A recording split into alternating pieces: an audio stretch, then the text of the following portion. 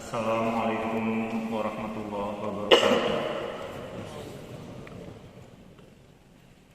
Alhamdulillah, alhamdulilladzi anzala as-sakinata fi qulubil mu'minin liyazdadu imanan ma'a imanihim. Asyhadu an la ilaha illallah wahdahu la syarika lah wa asyhadu anna Muhammadan abduhu wa rasuluhu sallallahu alaihi wasallam la nabiyya ba'da. Allahumma shalli wa sallim ala hadzal nabiyil karim wa ala alihi wa sahbihi wa man tabi'ahum bi ihsanin ila yaumiddin. Faqala Allah ta'ala fil Qur'anil Karim, a'udzu billahi minasy syaithanir rajim.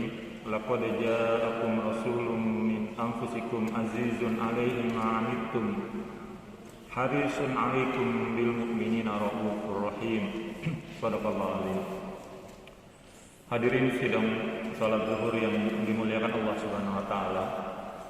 Di dalam akhir surat At-Taubah atau dua ayat terakhir dalam surat At-Taubah ada satu firman Allah Subhanahu wa taala yang menjelaskan kepada kita bagaimana Rasulullah SAW perilaku beliau dalam melakukan pembinaan, dalam melakukan dakwah, dalam melakukan perbaikan akhlak dari umatnya. Sangat indah ketika Al-Quran kemudian mengabadikan di ayat ini. Kata Allah Subhanahu wa taala, laqad ja'akum rasulun min anfusikum. Sesungguhnya kata Allah, kami telah datang kepadamu seorang rasul dari kaum kamu sendiri, min anfusikum. Artinya rasul Allah utus dari kalangan kaum kita sendiri, dari kalangan manusia, dari kalangan umat manusia. Tujuannya dua. Hikmah yang bisa kita petik, yang pertama, dengan diutusnya Rasul berupa manusia, maka menjadi tidak ada alasan bagi orang mengatakan bahwa perilaku Rasul tidak bisa dicontoh karena dia bukan manusia. Tidak ada komentar-komentar, jelas aja dia bisa begitu karena dia malaikat. Jelas aja dia bisa begitu karena dia bukan dari golongan kita manusia. Dengan diutusnya seorang Rasul sebagai seorang manusia, maka apapun yang dilakukan oleh Rasulullah SAW menjadi bisa kita contoh. Karena seluruh sifat-sifat kemanusiaan dimiliki oleh seorang Rasul. Rasul juga ada marahnya, Rasul juga ada lupanya, Rasul juga ada laparnya, Rasul juga ada capeknya, Rasul juga ada ngantuknya, dan lain sebagainya. Tetapi juga Rasul juga punya sifat-sifat kemuliaan. Dengan posisi beliau sebagai sosok manusia, maka membuat laqad kana lakum fi rasulillahi uswatun hasanah. Rasul sebagai suri tauladan itu menjadi bisa dicontoh dan tidak ada alasan bagi orang tidak mengatakan bahwa jelas aja dia bisa begitu karena dia bukan dari golongan manusia. Ini yang pertama. Yang kedua, min anfusikum bisa kita lihat bahwa dengan diutusnya Rasul dari kalangan kita sendiri, maka Rasul diminta oleh Allah Subhanahu wa taala untuk melakukan dakwah di kalangan kaumnya sendiri. Maka sosialisasi atau bersosialisasi merupakan sebuah keniscayaan dalam dakwah kita, Bapak dan Ibu sekalian. Islam melarang, tidak menganjurkan umatnya untuk bersikap inklusif, untuk bersikap eksklusif, tidak berbau dengan yang lain, tidak mau bertegur sapa dengan yang lain. Kenapa? Karena pada dasarnya kita adalah makhluk sosial, dan Rasul mengajarkan kepada kita bagaimana indahnya pergaulan Rasulullah SAW dengan kaumnya, dengan masyarakatnya. Bahkan dalam banyak hadis kita lihat bagaimana Rasulullah SAW bahkan mengaitkan kadang-kadang antara keimanan dengan kepedulian kepada tetangga. Man kana yu'minu billahi wal yawmil akhir falyukrim jarahu, kata Rasulullah SAW. Barang siapa yang beriman kepada Allah dan hari akhir, hendaklah dia memuliakan tetangganya. Lihat kaitan antara kepedulian sosial, interaksi sosial dengan keimanan yang Rasulullah kaitkan dalam hadis ini.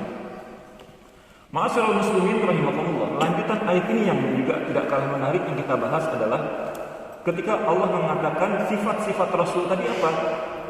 Azizun 'alaihi ma 'anittum. Terasa berat baginya penderitaan kalian. Empati terhadap apa yang orang rasakan. Empati terhadap apa yang orang alami. Ini adalah suatu sifat yang dalam sebuah riwayat dikatakan, bahkan ada seorang ulama yang mengatakan hanya dimiliki oleh seorang Rasul, yaitu Rasulullah SAW. Jadi sikap bagaimana empati terhadap objek dakwah, sikap empati kepada orang lain. Sehingga kalau kita merasa tidak suka, maka orang lain pun juga tidak suka kita melakukan demikian. Suatu ketika pernah ada seorang mengatakan, sahabat datang kepada Rasulullah SAW, "Ya Rasulullah, izinkan saya berzina." Para sahabat marah melihat sahabat ini mengatakan hal yang demikian di hadapan Rasul. Tapi kemudian Rasulullah SAW menyuruh orang ini mendekat. Kata Rasulullah, "Wahai sahabat, bagaimana pendapatmu kalau seandainya ibumu dizinai oleh orang lain? Apakah kamu suka?" Kata dia, "Demi Allah tidak ya Rasul." Kata Rasulullah, "Kalau engkau tidak suka, maka ibu orang lain pun juga tidak suka dizinai oleh orang lain." Kemudian Rasul tanyakan lagi, "Bagaimana seandainya putrimu dizinai oleh orang lain? Apakah kamu suka?" "Demi Allah tidak ya Rasul." Kata Rasulullah, "Putri orang lain pun juga tidak ada yang suka dizinai oleh orang lain." Kemudian Rasul lanjutkan lagi pertanyaannya, "Bagaimana pendapatmu kalau seandainya putri perempuanmu dizinai oleh orang lain? Saudara perempuanmu dizinai oleh orang lain?" Kata orang ini, "Demi Allah saya tidak suka ya Rasul." Kata Rasulullah, "Orang lain pun juga tidak suka saudari perempuannya dizinai oleh orang lain. Bagaimana pendapatmu seandainya bibimu dizinai oleh orang lain?" Orang ini pun mengatakan, "Demi Allah saya tidak suka." Kata Rasulullah, "Orang lain pun juga tidak suka bibinya dizinai." Hadirin hamba Allah berbahagia, ingin saya sampaikan dalam kesempatan kali ini bagaimana perasaan empati ditumbuhkan oleh Rasulullah SAW dengan cara merasakan apa yang dirasakan oleh orang lain. Itulah sebabnya kalau kita lihat bagaimana Rasulullah SAW menjelang akhir hayatnya, beliau begitu gelisah memikirkan umatnya. Kenapa? Beliau mencoba membayang-bayangkan bagaimana umatnya hidup tanpa adanya Rasulullah SAW. Makanya kata-kata yang sering kali beliau ucapkan bahkan di ujung akhir hayatnya adalah ummati, ummati. Risau, gelisah Rasulullah SAW karena bagaimana merasakan umatnya dalam kondisi luar biasa menghadapi masa-masa zaman jahiliyah nantinya, sementara Rasul sudah tidak ada lagi. Dalam riwayat yang lain juga bagaimana ketika Rasul sakratul maut pun Rasul meminta kepada Allah Subhanahu wa taala, "Ya Allah, demikian berat sakratul maut ini, maka cukup aku saja merasakan, tidak usah umatku." Ini salah satu sifat Rasul, berat baginya penderitaan yang kamu rasakan.